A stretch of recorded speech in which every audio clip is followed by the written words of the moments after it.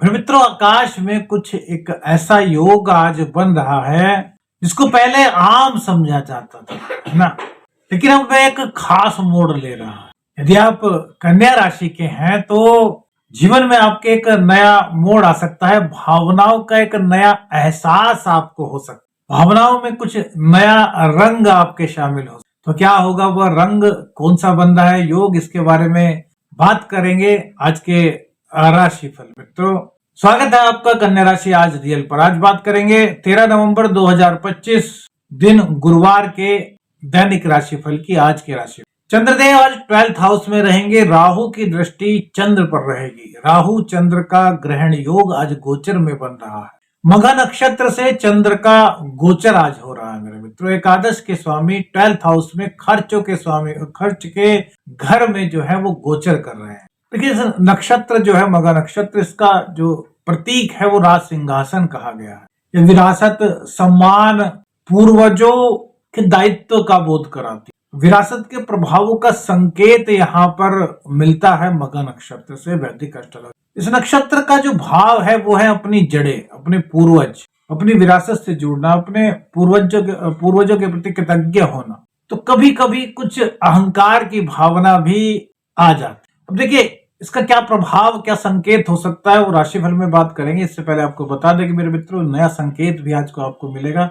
और संकेत के बारे में अपनी राय मेरे मित्रों बताया कीजिए, और वीडियो अच्छी लगे तो लाइक, शेयर और कमेंट्स मेरे मित्रों जरूर किया कीजिए, है ना। देखिए मेरे मित्रों, चंद्रदेव का 12th हाउस में जाना, ये थोड़ा सा राहु के समसप्तक योग बनाना, ये थोड़ा सा मन में उलझन की कुछ संकेत देता है। मन को परेशान, मतलब मन में बेचैनी सी, परेशानी सी, कभी कभी लगता है ना कि यार कुछ अंदर से खुशी सी फील नहीं कर रहे, कुछ इस तरह की कभी कभी बातें होती है। तो इस तरह का प्रभाव है। लेकिन मघा नक्षत्र से जो चंद्र का गोचर हो रहा है, इसलिए इस योग को खास बने। क्यों? क्योंकि जब भी हम अपनी विरासत से जुड़ते हैं, अपनी जड़ों से जुड़ते हैं, अपने पूर्वजों से जुड़ते हैं, तो हमें एक अलग खुशी का, एक श्रद्धा का भाव उत्पन्न होता है। अगर हमें लग रहा है कि हम खुश नहीं है और हम अपने परिवार के बारे में जाने, अपने पूर्वजों के बारे में जाने, या जहां पर हमारे दादाजी दादी जी रहा करते थे वहां पर जाएं, तो एकदम से मन में एक अलग खुशी आएगी कि यार ये देखो, ये हमारे दादाजी दादी जी यहाँ रहते थे, या परदादाजी परदादी जी रहते थे। तो उन्हीं भावों से आज आपको ये जो गोचर है मेरे मित्रों जोड़ रहा है। अब करियर की बात करते हैं। अब करियर में एक एग्जाम्पल के रूप में बताते हैं कि आज आप ऑफिस में गए और आपको जाकर के पता चला आपके सहकर्मियों से कि जो बॉस हैं, जो आपके बड़े बॉस हैं, वो आपके काम पर कुछ सवाल उठा रहे थे। ये देखिए, सूर्य नीच के कारण, ये थोड़ी सी नीच राशि में होने के कारण, लेकिन शुक्र है तो नीच वंगराज योग भी बन रहा है ना।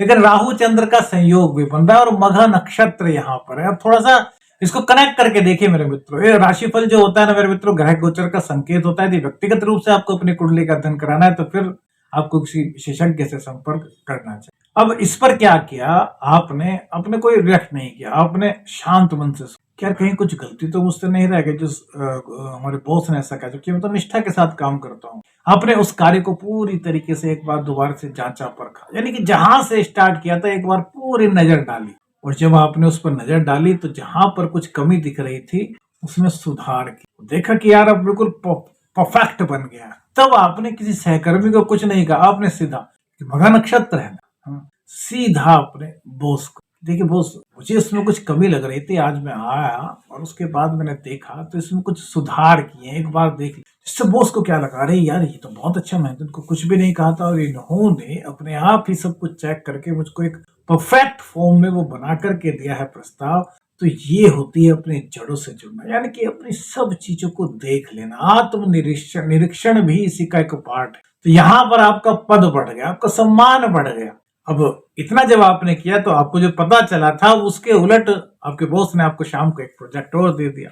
तो इससे क्या हुआ, उनका विश्वास बढ़ा, आपके करियर में आपका स्थायित्व बढ़ा। मेरे मित्रों, यही संकेत आज ग्रह गोचर कर रहा है। 12th हाउस में चंद्र है, लेकिन मघा नक्षत्र, बहुत तो नक्षत्र सभी बेहतर होते हैं। हम नक्षत्रों से जुड़ करके इसलिए बताते हैं ताकि आप थोड़ा सा सीख सके, है ना।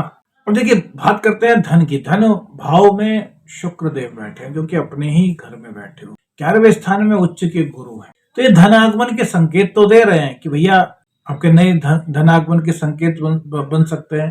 पूर्व में यदि कोई कहीं पैसा आपका रुका हुआ था तो वो आपके पास वापस आ सकता है।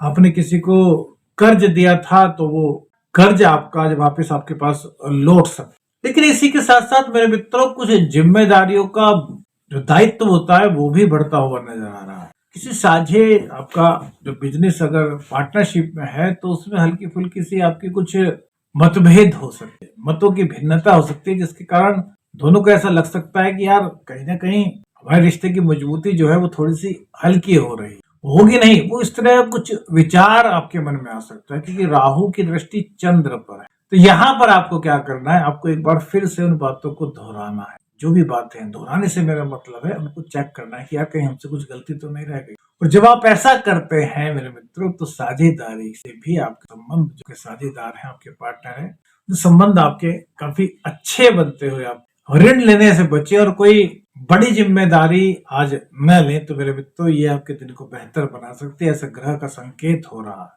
साझेदारी में खुलकर के बात करनी चाहिए, पारदर्शिता रखनी चाहिए और अपनी बात को पूर्ण विश्वास के साथ कीजिए। पहले उसको चेक कीजिए कि यार कहीं पर हम कहीं गलत तो नहीं है। चेक करने के बाद उसको जब एक बार आप सेटिस्फाई होंगे खुद से कि हाँ यार जो मैंने सब चेक कर लिया, उसके बाद अपने साझेदार से बात कीजिए तो वो भी आपकी बात से इम्प्रेस मेरे मित्रों यहाँ पर होंगे। क्यों? क्योंकि मघा नक्षत्र है, जब आप परफेक्ट हैं तो फिर कोई दिक्कत नहीं, लेकिन यदि आपसे कहीं दिक्कत हुई है, कुछ कमी रह गई है, तब कुछ ही सवाल उठता है, वरना यहाँ पर कोई दिक्कत नहीं दिखाई दे। प्रेम में मेरे मित्रों आज कुछ अस्पष्ट भाव हो सकते, खासकर जब दूसरे पक्ष की अपेक्षा या व्यवहार स्थिर ना हो, है ना। अब जैसे कि पत्नी ने सोचा कि यार आज जो है पति कहीं पर जल्दी आ जाए, पति से कह भी दिया था कि भाई जल्दी आ जाना, आज कहीं किसी काम पर जाना। पत्नी कहा पति ने कि हाँ भाई ठीक है हम आज। अब अचानक से कोई काम आ गया, पति नहीं आ पाए, तो पत्नी के मन में क्या सवाल आएगा, यार मैंने इनसे सुबह से कह रखा ये नहीं आए, और जब आए तो उसमें भी ये कह दे कि यार बॉस ने कहा था मैं क्या करता। तो इस तरह की कुछ सिचुएशन बन सकते हैं। तो यहाँ पर अपनी अपनी जिम्मेदारियों को, अपने अपने दायित्वों को समझना है, क्योंकि जो मघा नक्षत्र है मेरे मित्रों ये जिम्मेदारियों का बोध कराता है, दायित्वों का बोध कराता है। ये कहता है कि यार आप अपने सभी काम कीजिए लेकिन दायित्वों को प्राथमिकता दीजिए। तो इस तरह की कुछ स्थिति दाम्पत्य जीवन में बन सकती है। तो इस पर किसी भी तरह का कोई भी मेरे मित्र आप आपस में मतभेद ना करें, एक दूसरे की मजबूरी को समझें। आप नहीं गए आज, कल जा सकते हैं, लेकिन बॉस के काम को कैसे मना कर सकते हैं? अब रोज तो बॉस नहीं रोकता। अब ये एक इत्तेफाकन है क्योंकि ग्रहों का संयोग भी बन रहा है और कुछ इत्तेफाकन कार्य भी आ गया जिसकी वजह से वो टाइम पर नहीं आ। तो इन चीजों को थोड़ा सा समझना चाहिए। तो ऐसे कई कुंडली हमारे पास आती है जो छोटी छोटी सी बातों को लेकर कहते हैं कि हमारी रेस्पेक्ट नहीं हो पाती। अब रेस्पेक्ट और डिसरेस्पेक्ट का यहाँ पर सवाल नहीं, यहाँ पर सवाल है कि यार कौन सा कार्य जरूरी है जीवन के लिए। हमारा जॉब, हमारा कैरियर, हमारा बिजनेस वो भी बहुत जरूरी है, पत्नी को समय देना भी बहुत जरूरी है। लेकिन अगर कोई अर्जेंट कार्य आ गया ऑफिस में तो उस पर ध्यान देना जरूरी है, क्योंकि जो कार्य आपने कहा था वो हो सकता है कि वो कल हो जाए या फिर हो सकता है आज ही हो तो थोड़ा लेट चले जाए। मतलब कॉम्प्रोमाइज यहाँ पर एक दूसरे के साथ मिलकर के करें तो यहाँ आपके रिश्ते को एक नई चमक मेरे मित्रों में। प्रेम संबंधों में भी कुछ इसी तरह की परिस्थितियां हैं। गुरुदेव की दृष्टि पंचम भाव पर है, हालांकि बहुत अच्छा है, एक दूसरे को समझने का मौका मिल रहा है, लेकिन टाइम की जो एक परफेक्टनेस होनी चाहिए उसमें कुछ कमी हो सकती है, क्योंकि जो मन के कारक हैं, जो सुखों के कारक हैं, वो 12th हाउस में चले गए हैं और राहु की दृष्टि से दृष्ट है। तो राहु क्या कराता है, कंफ्यूजन क्रिएट कराता है और उसके पीछे वो कोई भी सिम्टम्स बना देता है, बस उसको समझना चाहिए। संतान के शिक्षा के लिए आज का समय बहुत अच्छा है, पढ़ाई में मन लग रहा है, लेकिन यहाँ पर स्टूडेंट्स को जो है थोड़ा सा ध्यान रखना चाहिए। क्या कि उनको धैर्य से पढ़ना चाहिए, जल्दबाजी में मत पढ़े। उनको समझ तो आ रहा है, अब जल्दी जल्दी पढ़ेंगे मेरे मित्रों तो क्या होगा कि कुछ चीजें हो सकता है कि आप भूल जाए। अब स्टूडेंट्स लाइफ में, अब अगर आपका एग्जाम चल रहा है स्टूडेंट्स लाइफ में, तो क्या जो आप भूल गए उसमें से भी तो कुछ आ सकता है। उस वक्त आपको ऐसा लगेगा यार ये तो याद किया था, अब क्यों मुझको याद नहीं आ रहा। तो यहाँ पर क्या करना है, जो भी पढ़े धीरे धीरे पढ़े और ऐसा पढ़े कि वो आपको समझ आए, यानी कि धैर्य रखें। इसके साथ जब आप धैर्य के साथ धीरे धीरे पढ़ते हैं और चीजों को समझते हैं तो ये आपके आने वाले समय के लिए आपको सफलता दिलाने में मेरे मित्रों सहायक हो। शिक्षा के लिए एक छोटी सी बात और बता दें कि चंद्रदेव 12th हाउस में है, तो यहाँ पर ऐसा हो सकता है अब जैसे छात्र ने तय किया कि भैया आज मैं 2 घंटे पढ़ूंगा लगातार, इसी बीच में किसी दोस्त का फोन आ गया, उससे बातों में लग गया, डिस्टर्ब हो गया मामला, है ना। फिर उसने पढ़ाई शुरू की, इसी बीच में उसको लगा कि यार थोड़ा सा टीवी और देख लेते हैं या थोड़ा सा मोबाइल चला लेते हैं, फिर वो डिस्टर्ब हो। तो ऐसा नहीं करना, आपको 2 घंटे अगर पढ़ने में दिक्कत हो रही है, आप 1 घंटे का समय दीजिए कि 1 घंटा पढ़ूंगा, उसके बाद जो आपको काम करना है 1 घंटा वो कीजिए, फिर 1 घंटे का समय, मतलब पढ़ने के समय पढ़ना, खेलने के समय खेलना। समझ गया ना? अगर इस तरह की दिनचर्या को व्यवस्थित करते हैं तो ये आपके लिए मेरे मित्रों एक नई राह आज खोल सकती है। हमने क्या कहा था, भावनाओं को नया रंग मिल सकता है। अब ये भावनाएं कहीं कहीं हमें थोड़ा सा हमारे रुख को मोड़ सकती, तो हमें अपने रुख को मोड़ना नहीं, हमें जिस चीज को प्राप्त करना है उस चीज को कैसे प्राप्त कर सकते हैं इस बारे में विचार करना चाहिए, मनन कर। पाचन संबंधी समस्या, कुछ नींद की समस्या, और से कहते हैं ना हल्का फुल्का सा कुछ चिंता का भाव, इस तरह की कुछ फीलिंग्स मेरे मित्रों आज राहु की दृष्टि चंद्र पर होने के कारण हो सकती है। लेकिन यहाँ पर एक प्लस पॉइंट है कि भाग्येश आपका साथ दे रहे हैं अपने घर में बैठ, तो भाग्य का थोड़ा सा सपोर्ट यहाँ पर आपको प्राप्त हो रहा है। वहीं पिताजी का आशीर्वाद, माताजी का आशीर्वाद यदि आप सुबह सुबह उठ करके सबसे पहले लेते हैं तो इस तरह की जो चीजें अगर आपके जीवन में कुछ सिम्टम्स बन रहे थे तो वो भी दूर होने में आपकी सहायता यहाँ पर करे। तो मेरे मित्रों यह था 13 नवंबर 2025 का कन्या राशि का दैनिक राशि। आज कुछ पुरानी चीजों को याद करने का मौका आपको मिल सकता है, अपनी विरासत से जुड़ने का आपको मौका प्राप्त हो सकता है। इसके साथ साथ ये सब चीजें आपके लिए एक नई दिशा का आह्वान भी करती हुई दिखाई दे रही है। छोटे छोटे बदलावों से पूरे दिन को आप मंगलमय बना सकते हैं, जो आने वाले दिनों में आपके लिए हो सकता है कुछ बड़े अवसर आपको दिला दे। तो मेरे मित्रों, आपको अपने आत्मविश्वास के साथ, अपनी ऊर्जा के साथ, अपनी बुद्धि कौशलता के साथ आगे कदम बढ़ाना है। कहीं पर कुछ कंफ्यूजन आपको होता है तो स्पष्ट रूप से उसको दूर कर ले, अपने गुरु के माध्यम से, अपने माता पिता के माध्यम से, अपने वरिष्ठ जनों के माध्यम से, ये आपके जीवन में एक नई रोशनी का संचार करेगा। आज का उपाय मेरे मित्रों क्या हो? आज का उपाय है अपने माता पिता के सुबह उठते ही सबसे पहले चरण स्पर्श करें और उसके बाद भगवान शिव को कच्चे दूध से उनका अभिषेक करें। आज का दिव्य संकेत है वो क्या हो सकता है?